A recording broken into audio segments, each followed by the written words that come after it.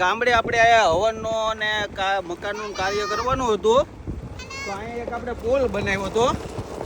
પુલ તો બની ગયો છે, પણ એક મહત્વની વાત એ છે કે અહીંયા આવો કે આ આપણે કોન્ક્રીટ પાથરું છે.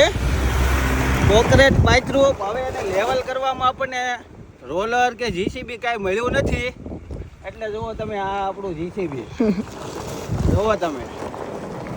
પછી કે સુરત વાળાને કાંઈ વધતું નથી, પણ આમાં ક્યાંથી વધે? આમ જુઓ તમે, આનાથી આપણે રોલર કરીએ, આનાથી આપણે લેવલ કરીએ છીએ. જોઈ લો તમે, લેવલ થાય છે. હો, ગાડી આવે છે, જાય છે, અને આ કાંકરીનું લેવલ થાય છે.